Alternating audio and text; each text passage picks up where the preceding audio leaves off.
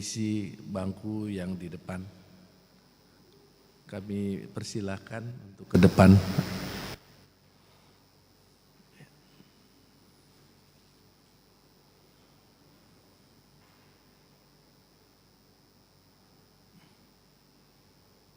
Mari kita persiapkan hati dan pikiran kita bersaat teduh.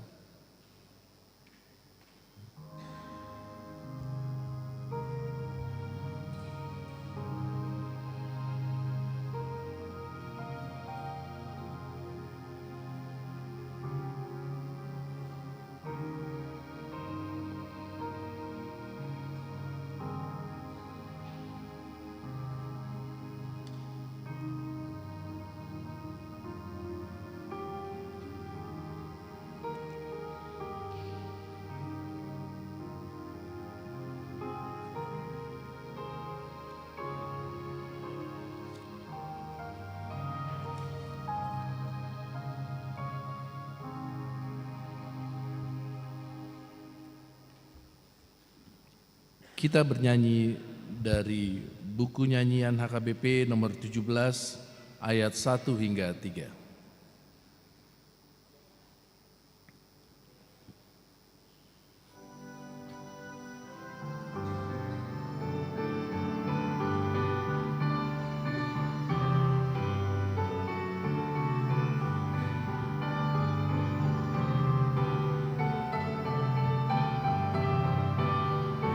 Raja Maha Tinggi, Tuhan Allah kami, sambutlah pujian kami, karena pengasihan serta kemurahan Kau beri kami kehidupan. Hiburkan, kuatkan, kami menyanyikan keagungan Tuhan. Langit pun memuji karya ciptaanmu, sungguh baik perbuatanmu. Surya tiap hari memancarkan sinar bagi kemuliaan Tuhan. Lihatlah bulan terang, bintang bercahaya, nyanyikan pujian.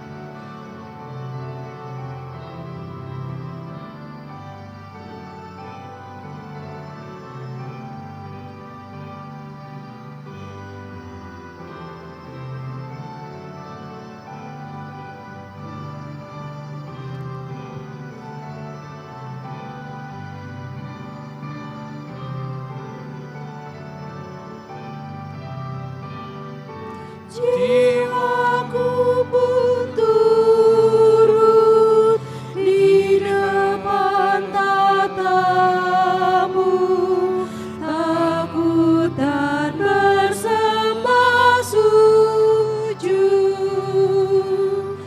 Juga semua umat, makhluk dan ciptaan, sujud dan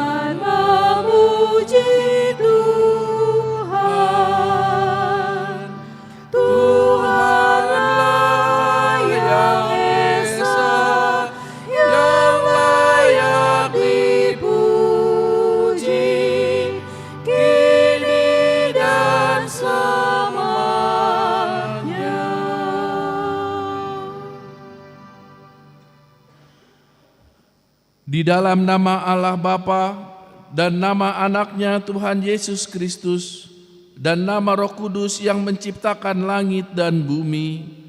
Amin.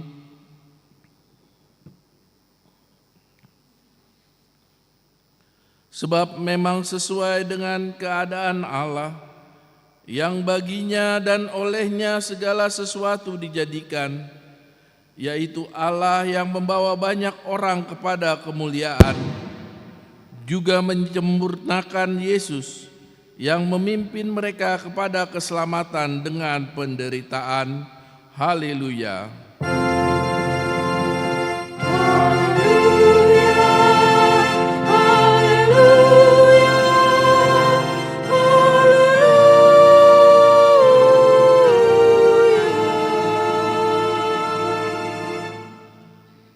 Marilah kita berdoa. Ya Tuhan Allah, Bapa yang Maha Pengasih, Engkau melihat dan mengasihi kami umat-Mu.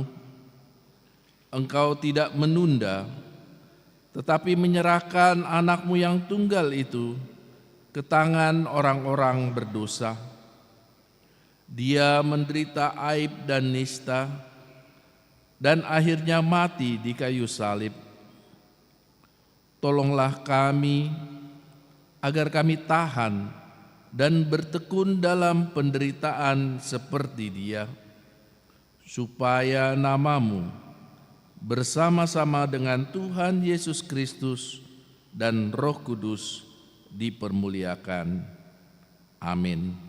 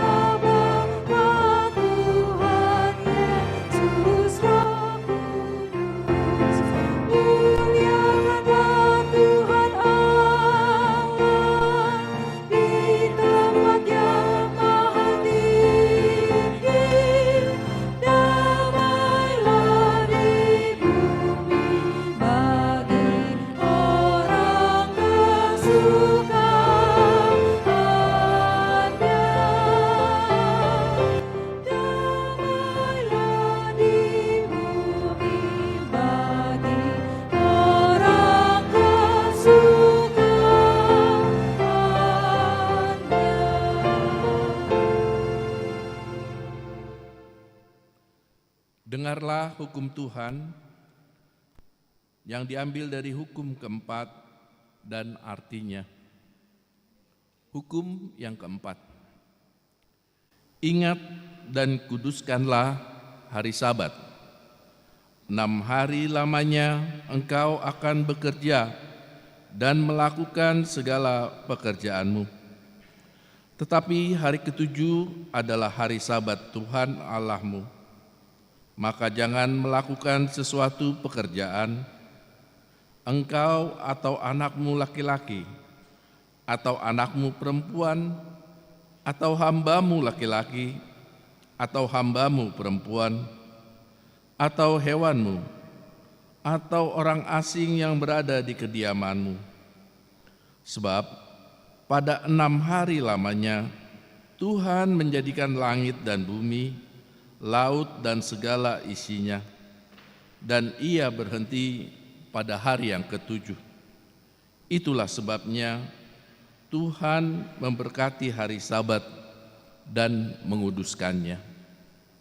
Maksudnya adalah kita harus takut serta kasih kepada Allah. Sebab itu, jangan menganggap rendah akan ajaran dan firman Allah. Hendaklah kita menganggap itu kudus, dan hendaklah kita tekun mendengar dan mempelajarinya dengan gembira. Marilah kita memohon kekuatan dari Tuhan untuk melakukan hukum-Nya. Ya Tuhan Allah, kuatkanlah kami untuk melakukan yang sesuai dengan hukum-Mu. Amin.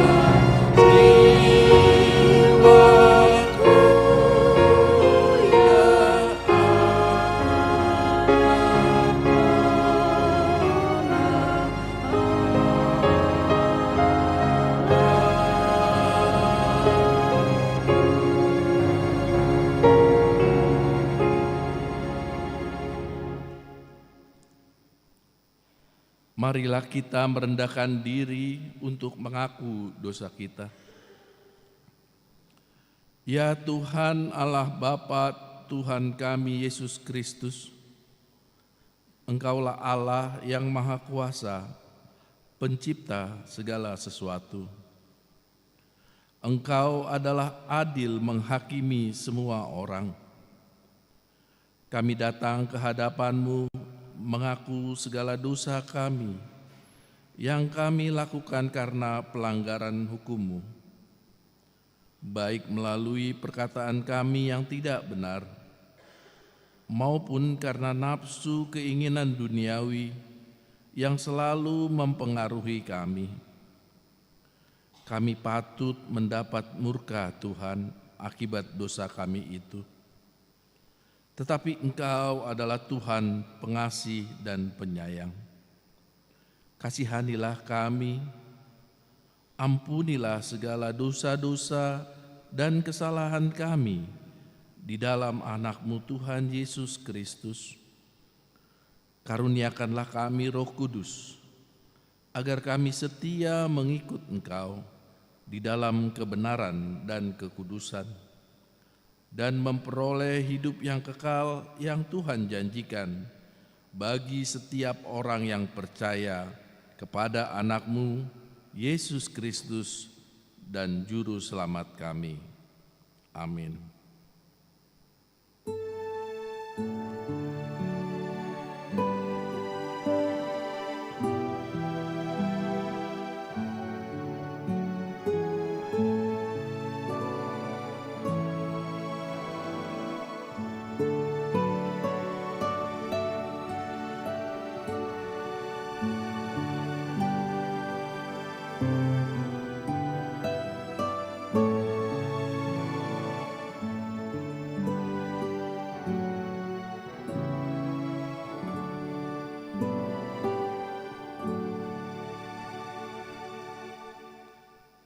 janji Tuhan tentang pengampunan dosa.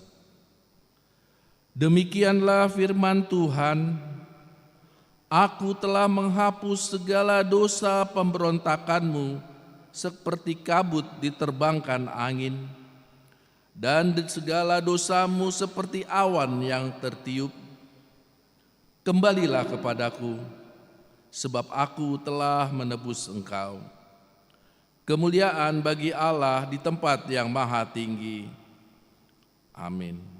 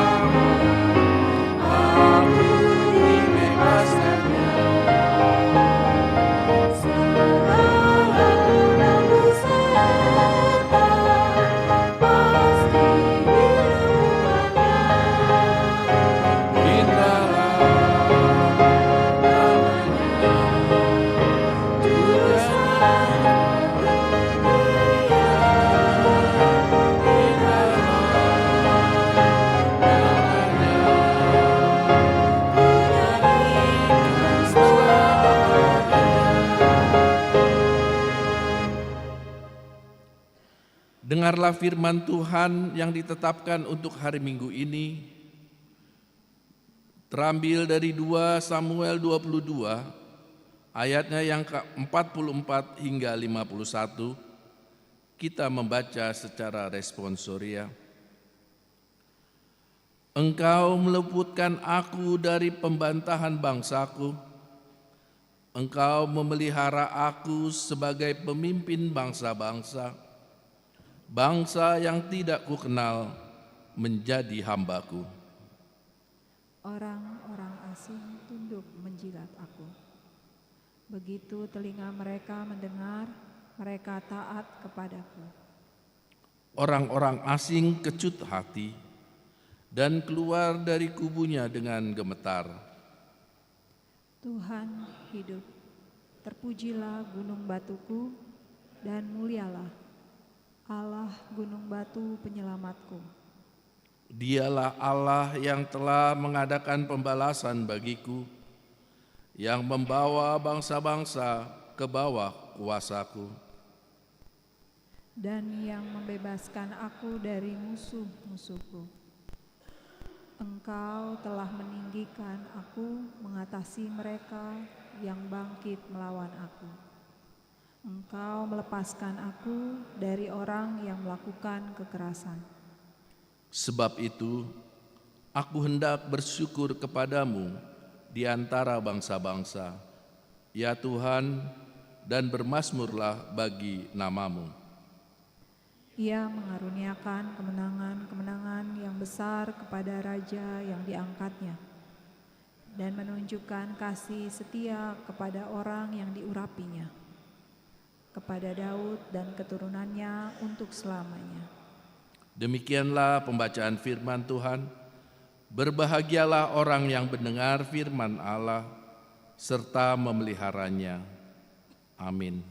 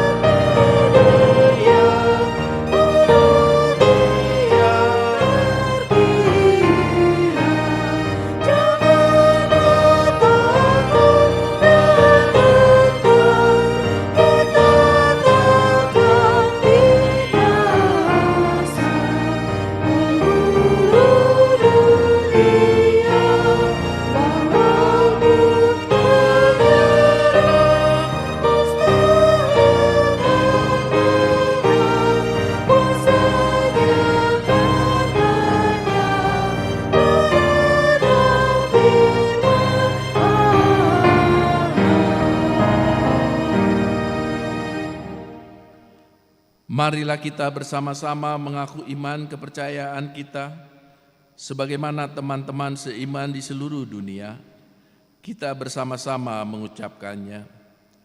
Aku percaya kepada Allah, Bapa yang Maha Kuasa, Khalid langit dan bumi. Aku percaya kepada Yesus Kristus, Anaknya yang tunggal Tuhan kita, yang dikandung daripada Roh Kudus, lahir dari anak darah Maria, yang menderita sengsara di bawah pemerintahan Pontius Pilatus, disalibkan, mati dan dikuburkan, yang turun ke dalam kerajaan maut. Pada hari yang ketiga, bangkit pula dari antara orang mati, naik ke surga, duduk di sebelah kanan Allah, Bapa yang Maha Kuasa. Dari sana akan datang kelak untuk menghakimi orang yang hidup dan yang mati. Aku percaya kepada Roh Kudus dan adanya suatu gereja yang kudus dan am, persekutuan orang kudus, pengampunan dosa, kebangkitan daging, dan hidup yang kekal. Amin. Kita akan mendengarkan warta jemaat.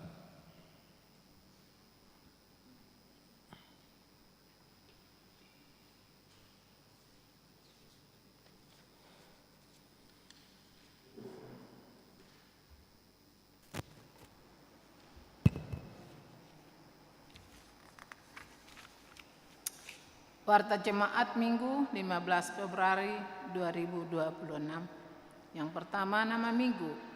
Nama Minggu hari ini adalah Minggu Estomihi dengan topik khotbah Yesus dimuliakan di atas gunung, mersangap Yesus di atas duluk, Lukas 9 ayat 28-36. Yang ketiga, SK pensiun dan mutasi tugas pendeta resort sesuai dengan surat keputusan ketetapan Opui Eporus HKBP nomor 1749 garing L nomor 08 garing BPA Ven garing pendeta garing 12 garing 2025 bahwa pendeta resort pendiangan MTH, pendeta HKB resort Mampang Perapatan telah memasuki masa purna tugas atau pensiun dengan sesuai dengan surat keputusan ketetapan Opui-Eporus HKBP nomor 1030 garing pendeta garing SK garing 12 garing 2025 bahwa pendeta Dahlan Munte MTH,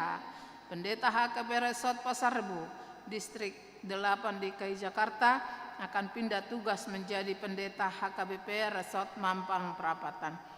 Berdasarkan hal di atas, maka telah dijadwalkan pada hari Sabtu 7 Maret 2026 pukul 10 sampai selesai di Gereja HKBP Mampang Perapatan akan diadakan ibadah dan ucapan syukur emeritasi. Pada Jumat 13 Maret 2026 pukul 10 selesai akan diadakan verifikasi dan serah terima jabatan di Gereja HKBP Mampang Perapatan. Pada hari Minggu 15 Maret 2026 di ibadah pukul 9.30 bahasa Batak akan diadakan ibadah Paberhaton mengucapkan pemberangkatan pelantikan di Gereja HKBP Mampang Perapatan. Yang ketiga, persembahan diakoni. Pada hari ini, Minggu 15 Februari 2026, ibadah pukul 7 bahasa Indonesia, pukul 9.30 bahasa Batak, dan pukul 17 ibadah sore, kita akan menyerahkan persembahan diakoni menggunakan amplop diakoni yang telah disediakan untuk menopang pelayanan diakoni Huria. Persembahan amplop diakoni diserahkan saat bersalaman setelah ibadah selesai. Total dana program dan anggaran diakoni 80.500.000. Yang keempat, renovasi rumah dinas Huria. Sehubungan dengan dimulainya renovasi rumah dinas HKBP Mampang Perapatan, maka sangat dibutuhkan dukungan dari kita bersama, baik berupa materi ataupun bahan bangunan, terlampir bagi warga jemaat yang ingin memberi dukungan dapat menghubungi Panitia Pokja melalui Lapender Sitorus. Nomor 5, pelaksanaan periodisasi seksi-seksi. sesuai aturan dan peraturan HKBP. Setelah amandemen keempat tentang periodisasi kepengurusan seksi-seksi di tingkat Huria, diberitahukan kepada setiap seksi untuk mulai mempersiapkan periodisasi kepengurusan hingga tanggal 15 Februari 2026, dan untuk acara pelantikan kepengurusan seksi-seksi akan dilaksanakan pada hari Minggu 1 Maret 2026. Sehubungan dengan ini dimohon perhatian setiap seksi untuk melaksanakan kegiatan sesuai dengan jadwal terlampir. Yang keenam, amplop Gotilon dan tahun transformasi tahun 2026. Pada hari Minggu 22 Februari 2026 kita akan memberikan amplop Gotilon dan tahun transformasi untuk mendukung kebutuhan semua kegiatan sepanjang tahun ini. Amplop akan diserahkan setelah bersalaman di kotak yang sudah disediakan. Yang ketujuh, pembukaan rekening bank BTN HKBP Mampang Perapatan. Diberitahukan kepada jemaat HKBP Mampang Perapatan bahwa selain rekening gereja HKBP Mampang Perapatan di Bank Mandiri, kini gereja telah membuka rekening baru di Bank BTN atas nama HKBP Mampang Perapatan. Nomor rekening terlampir bagi jemaat yang ingin melakukan transfer persembahan, ucapan syukur, perpuluhan, maupun bentuk persembahan lainnya dapat menggunakan rekening tersebut. Yang kedelapan, kegiatan tengah minggu. Diberitahukan bagi warga jemaat HKB Mampang Perapatan dapat melihat jadwal kegiatan tengah minggu di gereja HKB Mampang Perapatan yang terlampir di dalam warta. Yang kesembilan, Partangyangan Week, hari Selasa 17 Februari 2026 pukul 19.30 akan diadakan kebaktian di week 1 di Tuan Rumahi Keluarga Situaha Pandiangan Boru Pangaribuan di GSG, week 3 di Tuan Rumahi Keluarga S Lumban Gaul Boru Pasaribu di Konsistori, week 5 di Tuan Rumahi Keluarga D Simangunsong Boru Hutahayan di Jalan Gandaria 5 14 RT 009 RW 02 Jagakarsa. Marilah kita menghadiri kebaktian tersebut secara khusus Jemaat Week 1, 3, dan 5. Yang ke-10, ibadah Bonataun 2026 dan launching orientasi pelayanan HKBP Distrik 7 DKI Jakarta. Pada hari Senin 16 Februari 2026 pukul 10 selesai di Sopo Bolon, Sopo Marpikir HKBP akan diadakan ibadah Bonataun tahun 2026 dan launching orientasi pelayanan HKBP transformasi pengajaran iman di tengah keluarga HKBP Distrik 8 DKI Jakarta. Kegiatan ini akan diikuti oleh pendeta, parhalado, dan seksi lansia HKBP Mampang Perapatan. Yang ke-11, konser RUTU 165 tahun konser budaya Batak. Dalam rangka jubileum 165 tahun HKBP mengadakan konser RUTU 165 tahun poster terlampir sebagai cara mengapresiasi budaya musik Batak yang akan diselenggarakan pada hari Kamis 19 Februari 2026 pukul 18.30 bertempat di Smesco Indonesia Jakarta. Konser ini menghadirkan beberapa artis antara lain Marsada Band, Osen Hutasoid, Amigos Band, Dorman Manik dan Rani Simbolon, Gok Malau R&B, Antonio Simbolon Band, serta MC Egan Nababan dan Zimar Paung. Bagi jemaat yang berminat menghadiri acara dapat membeli tiket melalui Pendeta Robert S. Pandiangan MTH dan Sintua Daniel M. Hasiagian. Warga jemaat sakit, marilah kita bawa dalam doa warga jemaat sakit. Firman Tuhan, serahkanlah hidupmu kepada Tuhan dan percayalah kepadanya dan ia akan bertindak. Mazmur 37 ayat 5. Yang ke-13, ulang tahun kelahiran Majelis dan jemaat mengucapkan selamat ulang tahun kelahiran kepada anggota jemaat yang berulang tahun dalam minggu ini. Firman Tuhan, umur panjang dan di tangan kanannya dan di tangan kirinya kekayaan dan kehormatan. Amsal 3 ayat 16. Yang ke-15, ulang tahun pernikahan. Majelis dan warga jemaat mengucapkan selamat ulang tahun pernikahan kepada keluarga anggota jemaat yang berulang tahun pernikahan dalam minggu ini. Firman Tuhan, tetapi yang terutama, kasihilah sesungguh-sungguh seorang yang lain, sebab kasih menutupi banyak sekali dosa. 1 Petrus 4 ayat 8. Laporan penerimaan sementara dan persembahan kasih renovasi Rumah Dinas Huria tanggal 14 Februari 2026. Keuangan terlampir, persembahan, ucapan syukur, dan lainnya dapat kita baca di lembaran warta ini. Demikianlah warta jemaat minggu ini, Tuhan memberkati. Amin.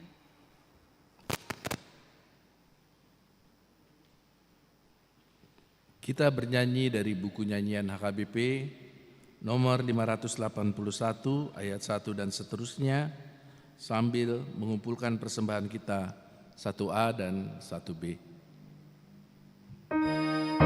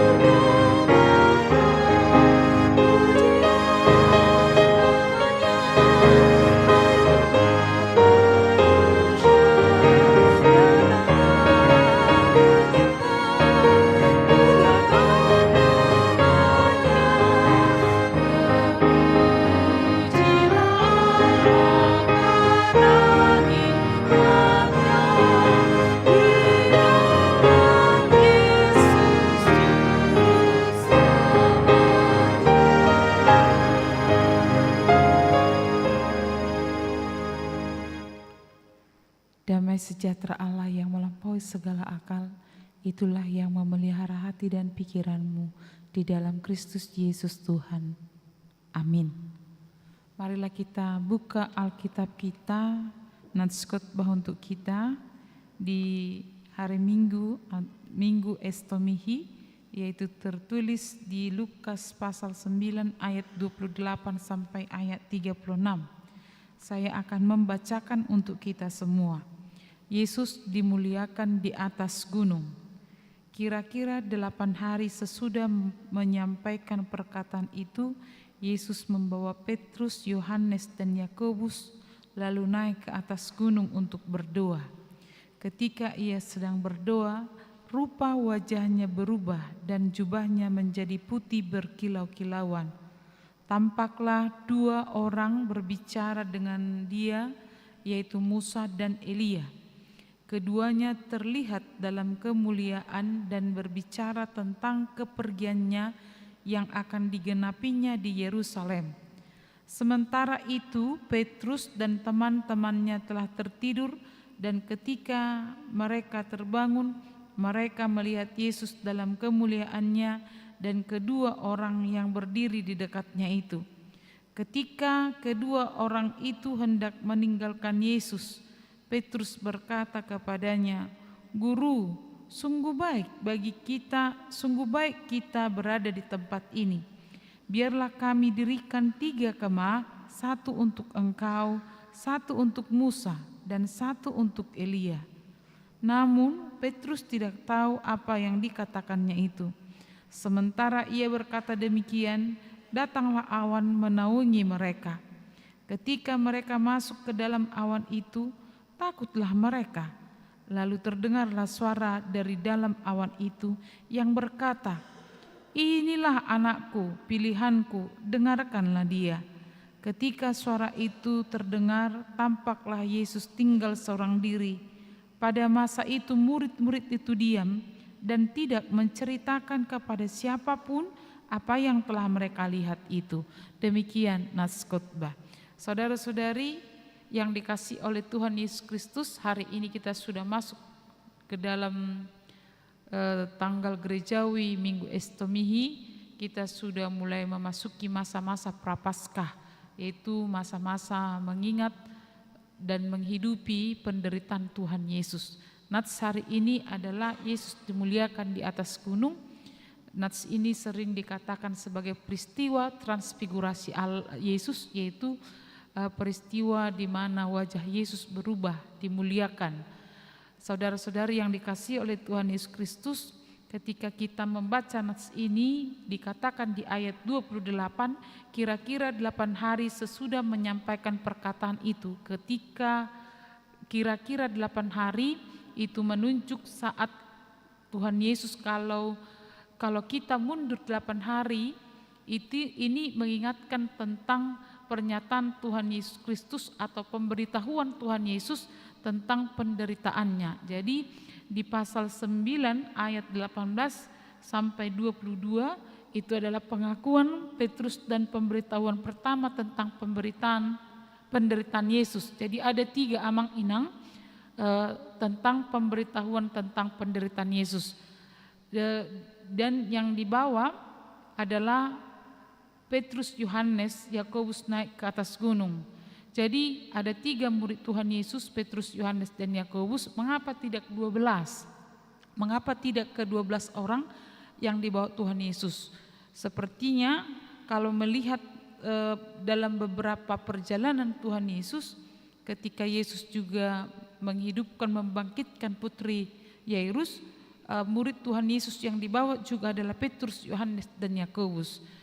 Sebenarnya Amang dan Inang bukan karena terlalu istimewa mereka bertiga. Kalau kita lihat di nats Alkitab, di Matius, Markus, Lukas, Yohanes, mengapa kecenderungan Petrus, Yohanes, dan Yakobus? Karena mereka bertiga adalah murid pertama yang dipanggil oleh Tuhan Yesus. Jadi mereka memiliki kedekatan khusus, Petrus, Yohanes, dan Yakobus. Di sini Tuhan Yesus mau memberitakan atau nats sebelumnya Tuhan Yesus memberitakan tentang penderitaan Tuhan Yesus yang justru dicegah oleh Petrus dan murid yang lain. Mengapa Tuhan Yesus menderita? Mengapa Tuhan Yesus harus mengikuti penderitaan itu? Mereka melihat Tuhan Yesus itu adalah Tuhan Yesus sama seperti orang umumnya, bahwa Yesus adalah melakukan mujizat, melakukan penyembuhan, melakukan pengajaran, tetapi ternyata kedatangan Yesus tidak stop di zona nyaman itu, tetapi tugas dan fokus Tuhan Yesus adalah kepada keselamatan melalui penderitaan. Amang Inang di ayat 28 ketika dinyatakan Yesus membawa Petrus, Yohanes dan Yakobus lalu naik ke atas gunung. Gunung adalah gambaran pertemuan antara Allah dengan manusia. Jadi gunung adalah di mana di sana dinyatakan pertemuan Allah dengan manusia, dan itu khusus dan kudus. Jadi kita mengingat bagaimana bangsa Israel sebelum memiliki bait Allah, mereka itu berjumpa dengan Allah adalah di bukit, di gunung. Jadi Amang dan Inang, di sini yang kita mau soroti adalah lalu naik ke atas gunung untuk berdoa. Ketika ia sedang berdoa, rupa wajahnya berubah dan jubahnya menjadi putih berkilau-kilauan.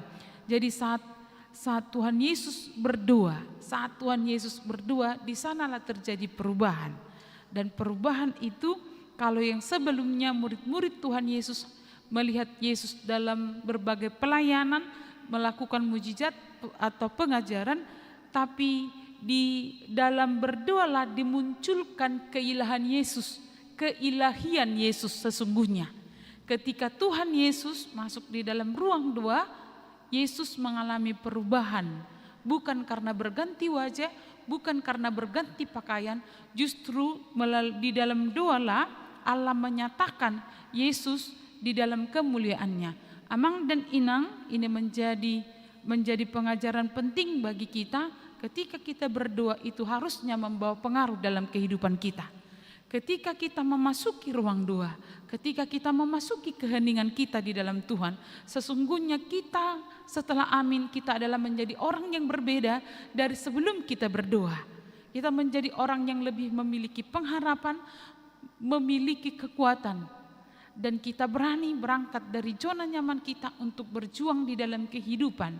Doa sesungguhnya adalah menyemangati kita memasuki kehidupan yang mungkin penuh dengan intrik, yang mungkin penuh dengan perjuangan, yang mungkin penuh dengan kekecewaan. Doa mengubah kita untuk berjalan dengan kepastian bersama dengan Tuhan. Amang dan Inang nats ini begitu menguatkan kita bagaimana doa itu sesungguhnya merubah kita. Saudara-saudari yang dikasihi oleh Tuhan Yesus Kristus, perubahan yang terjadi dalam Yesus adalah dikatakan ketika ia sedang berdoa, rupa wajahnya berubah dan jubahnya menjadi putih berkilau-kilauan. Saudara-saudari yang dikasihi Tuhan Yesus Kristus, Tuhan tidak berganti orang. Tetapi ketika Tuhan berdoa, Yesus berdoa, keilahiannya kelihatan, dan bahkan dikatakan rupa wajahnya berubah, tetap wajah yang sama, tapi rupa penglihatan para murid terhadap Yesus berubah, dan dikatakan dan jubahnya menjadi putih berkilau-kilauan. Ini adalah bagian dari keilahian Tuhan Yesus. Saudara-saudari, melalui nats ini kita juga diajak melalui ayat 30, tampaklah dua orang berbicara dengan dia, yaitu Musa dan Elia. Siapakah Musa dan Elia? Musa dan Elia adalah tokoh-tokoh terkenal dalam perjanjian baru lama. Musa adalah sebagai hamba Tuhan yang menerima hukum Taurat di Bukit Sinai, di mana juga Elia adalah nabi yang terkenal. Elia adalah nabi yang terkenal di perjanjian lama. Musa dia mati, tetapi di Alkitab tidak dinyatakan di mana Musa dikuburkan. Jadi di Alkitab tidak disebutkan nama khusus di mana Musa dikuburkan.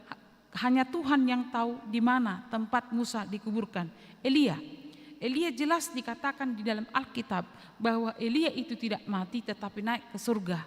Tetapi itu juga adalah Tuhan yang pasti mengetahui bagaimana keadaan Elia. Tetapi yang penting dalam nas ayat 30 dan 31 adalah Amang dan Inang, bagaimana tokoh-tokoh yang terkenal di perjanjian lama, Musa dan Elia, mereka bertemu berbicara dengan Yesus Kristus. Keduanya terlihat dalam kemuliaan dan berbicara tentang kepergiannya. Ini adalah tentang penderitaan Tuhan Yesus, di mana yang dinyatakan oleh Musa dan dinyatakan Elia, semua apa yang diajarkan, semua pesan dari Musa dan Elia, fokusnya, pusatnya adalah Yesus Kristus. Di dalam Yesus Kristus itu digenapi. Maka Amang dan Inang, ketika Petrus dan teman-temannya melihat Yesus, Musa dan Sina, mereka justru ingin membuat tempat untuk ketiga sosok tersebut, karena mereka adalah tokoh-tokoh yang terkenal dan tokoh-tokoh yang benar-benar kudus dan benar-benar menyatakan kehendak Allah. Jadi melalui nats ini, Amang dan Inang, kita mau melihat bagaimana keinginan kita sering berusaha menghalangi, apa yang direncanakan Allah, apa yang diinginkan oleh Allah dalam kehidupan kita. Jadi ini adalah menggambarkan atau mewakili kehidupan kita, bagaimana kita sering nyaman di dalam kenyamanan spiritual kita, dan kita tidak mau bergerak keluar dari kenyamanan spiritual kita. Jadi ketika kita memiliki keberhasilan, ketika kita nyaman dengan pemberian Allah, mujizat yang kita terima dari Allah, atau pemberian-pemberian yang membuat kita bersukacita, kita tidak mau turun atau kita tidak mau berjumpa dengan masalah, tapi justru kita sering mengistimewakannya. Jadi ketiga murid ini ketika melihat Musa, Elia, mereka langsung terpikir untuk membuat tempat di gunung itu, supaya kemungkinan adalah supaya Elia, Musa dan Yesus bisa berlama-lama di sana dan istirahat di sana. Atau kemungkinan berikutnya adalah supaya tempat itu menjadi simbol dan itu bisa didewa-dewakan, artinya diumumkan, dan itu bisa menjadi tempat yang dikultuskan. Tetapi mereka melupakan bahwa perjumpaan antara Elia, Musa dan Yesus adalah sebagai bagian daripada bahwa apa yang telah dinyatakan Elia, Musa, itu fokusnya kepada Yesus Kristus. Jadi kecenderungan kita adalah bisa sama seperti ketiga murid ini, nyaman di zona nyaman, tetapi tidak mau turun untuk keluar memasuki pergumulan-pergumulan dalam kehidupan. Amang dan Inang yang dikasihi oleh Tuhan Yesus Kristus, di ayat 33, Amang dan Inang itu dinyatakan bahwa apa yang diinginkan oleh murid-murid itu adalah bisa menghalangi apa yang telah dinyatakan oleh Tuhan. Ada sisi kemanusiaan yang mewakili kita semua, Amang dan Inang, di nats ini, yaitu ayat 32, yaitu sementara itu Petrus dan teman-temannya telah tertidur, dan ketika mereka terbangun, mereka melihat Yesus dalam kemuliaannya. Jadi gambaran tertidur, sifat yang digambarkan ini adalah tentang kemanusiaan kita yang lemah dan rentan. Kita terkadang tidak mampu bertahan bersama Tuhan dalam hidup kita. Kita terkadang, Amang dan Inang, sering merasa kita sering lemah, tidak mau berubah, tidak mau terbuka terhadap Tuhan, karena fokus kita bukan kepada Tuhan, tetapi fokus kita kecenderungan adalah kepada kenyamanan kita. Jadi Petrus dan bersama kedua temannya yang diajak oleh Tuhan Yesus, sesungguhnya mereka harus mendampingi. Di nats berikutnya juga ketika Tuhan Yesus membawa ketiga murid ini berdoa sebelum Tuhan Yesus ditangkap, mereka juga tertidur. Jadi sisi kemanusiaan kita ditampilkan dalam nats ini. Terkadang ketika kita bersama dengan Tuhan, justru kita tidak fokus pada Tuhan. Terkadang ketika kita bersama dengan Tuhan, tetapi pikiran dan jalan kita tidak seimbang dengan Tuhan. Kita kadang lemah, kita kadang tertidur, dan kita kadang tidak merasakan apa-apa. Maka nats ini mengingatkan kita Amang dan Inang yang dikasihi oleh Tuhan Yesus Kristus, fokus kepada Tuhan. Mengapa kita Amang dan Inang sering kecewa terhadap kehidupan? Mengapa kita sering menangis terhadap kehidupan? Kecewa, marah, bahkan kita merasa ditinggalkan dalam hidup adalah karena kita kecenderungannya tidur rohani. Kita lemah, kita tidak fokus kepada Tuhan. Kita tidak fokus kepada rencana Tuhan. Kita sering tidak mau keluar dari zona nyaman kita. Akhirnya kita gampang menyerah dalam kehidupan kita. Amang dan Inang yang dikasihi oleh Tuhan Yesus Kristus, di ayat 34 sampai 36 di sini dinyatakan Amang dan Inang ketika murid-murid dilingkupi awan, terdengar suara, "Inilah anakku, pilihanku, dengarkanlah dia." Ketika suara itu terdengar, tampaklah Yesus tinggal seorang diri. Pada masa itu murid-murid itu diam dan tidak menceritakan kepada siapapun apa yang telah mereka lihat. Nats ini mau mengingatkan bahwa awan adalah simbol kehadiran Allah yang kudus, yang berkuasa. Ini menjadi gambaran mengingatkan kita bahwa Tuhan Yesus bisa menuntun kita sama seperti murid-murid untuk paham tentang tujuan Yesus datang ke dunia ini adalah untuk menderita, menjalani salib, dan ini mengingatkan kita salib adalah tanda bahwa Allah mengasihi kita. Maka seperti suara yang terdengar itu, "Inilah anakku, pilihanku, dengarkanlah dia." Amang dan Inang melalui nats ini, apa yang mau kita bawa dalam kehidupan kita? Yang pertama adalah doa harus mengubah kita menjadi lebih baik. Doa harus membawa kita untuk menjalani kehidupan ini, merubah apa yang perlu kita rubah. Kepesimisankah? Kemarahan kitakah? Dendam kitakah? Kebencian kitakah? Sesungguhnya setelah kita berdoa, kita boleh menata kehidupan, menata hati kita, melihat bahwa Tuhan menganugerahkan kebaikan-kebaikan dalam kehidupan kita. Ini seharusnya menguatkan kita juga menjalani kehidupan kita. Maka Amang dan Inang, jangan sekali waktu pun melepaskan diri dari doa. Doa menguatkan kita, merubah kita dari hal yang tidak diinginkan Allah, membawa kita kepada terang Kristus.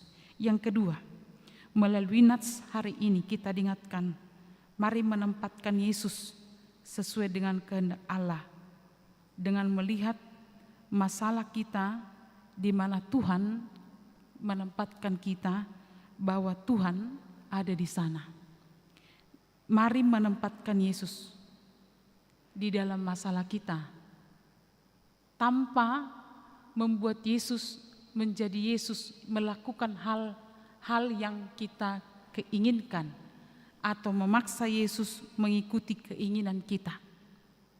Tapi mari kita melihat dalam semua masalah dalam kehidupan kita dengan melihat keterlibatan Yesus itu sangat kita perlukan.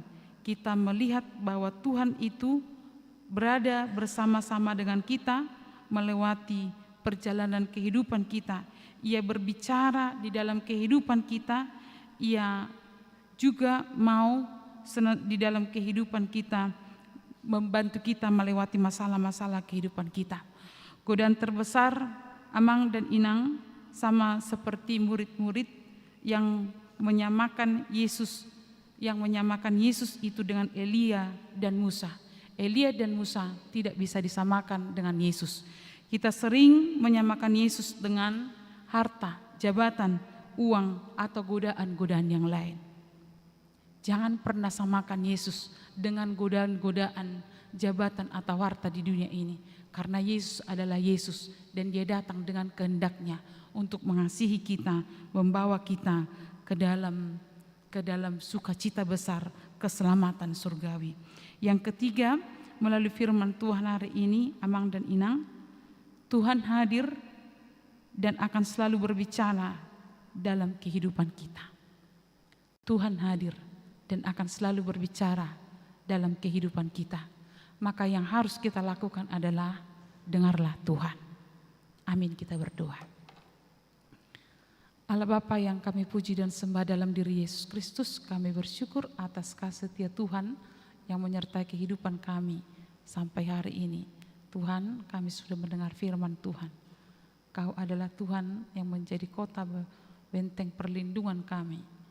Ajar kami Tuhan dalam hidup kami hanya bergantung kepadamu saja.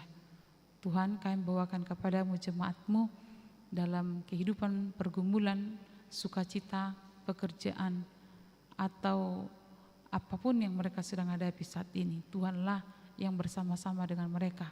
Berkati setiap keluarga dalam pergumulan mereka. Berkati jemaat-Mu yang sedang mencari pekerjaan, yang merindukan jodoh, yang merindukan anak.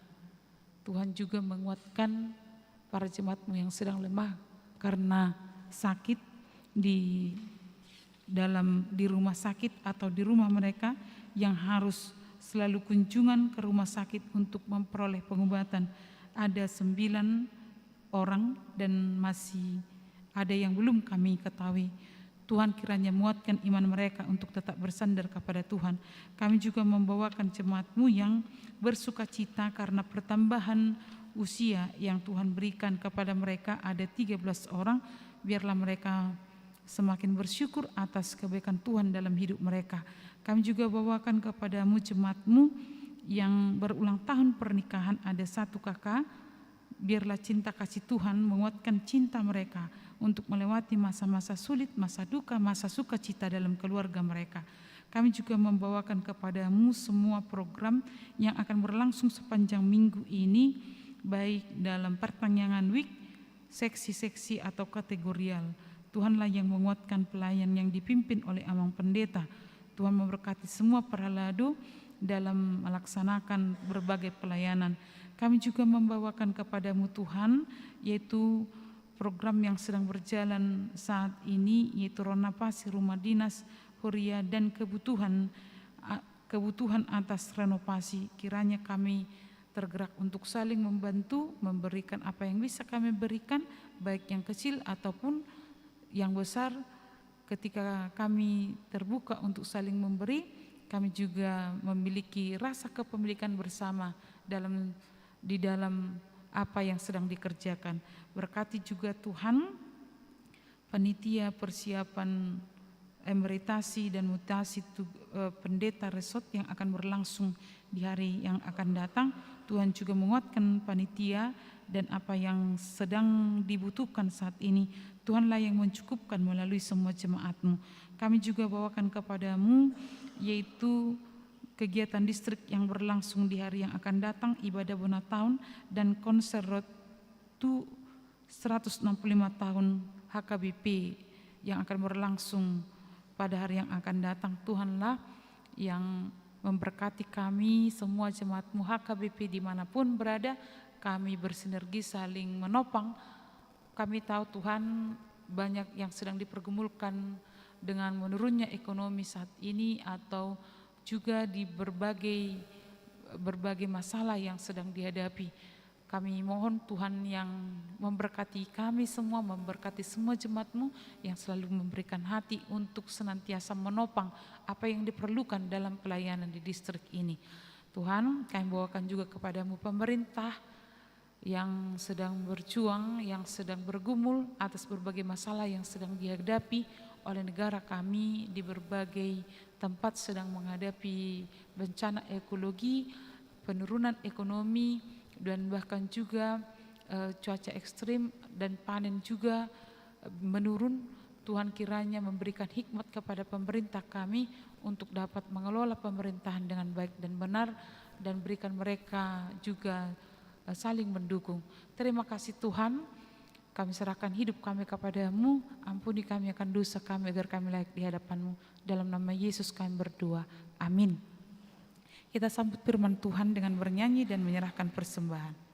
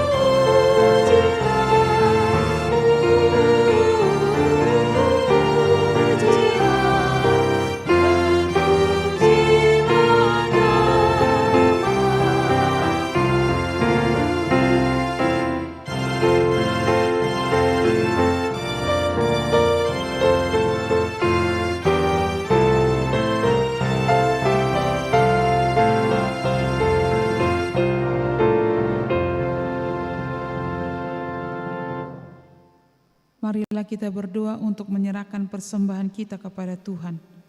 Ya Allah, Bapa kami yang di surga, kami mengaku bahwa Tuhan adalah sumber dari segala karunia yang melimpah dalam kehidupan kami masing-masing. Sebagian daripada karunia itu kami serahkan kembali sebagai persembahan kepada Tuhan. Terimalah dan berkatilah persembahan umat-Mu ini, agar dapat kami pergunakan untuk pekerjaan dan pelayanan kerajaan Tuhan di dunia ini. Bukalah hati kami untuk mengenal betapa banyak berkat dan karunia yang kami peroleh dari Tuhan, supaya kami senantiasa bersyukur kepadamu. Di dalam nama Yesus Kristus Tuhan kami. Amin.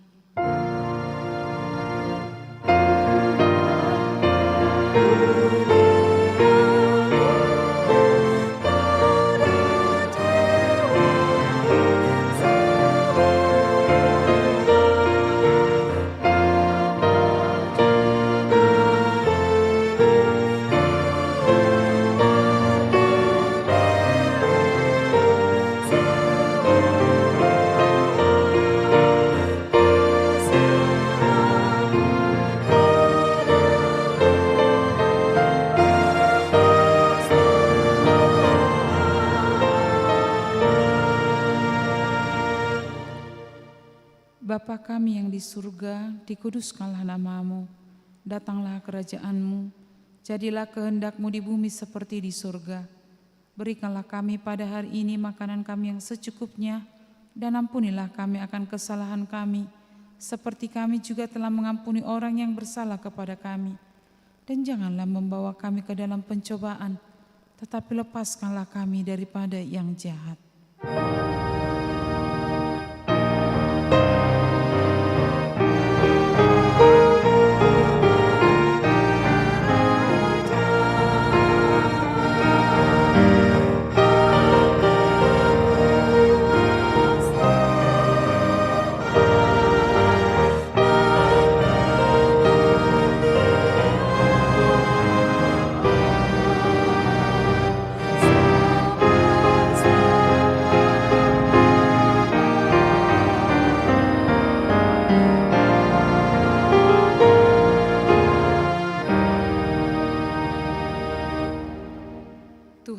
memberkati engkau dan melindungi engkau. Tuhan menyinari engkau dengan wajah-Nya dan memberi engkau kasih karunia. Tuhan menghadapkan wajah-Nya kepadamu dan memberi engkau damai sejahtera.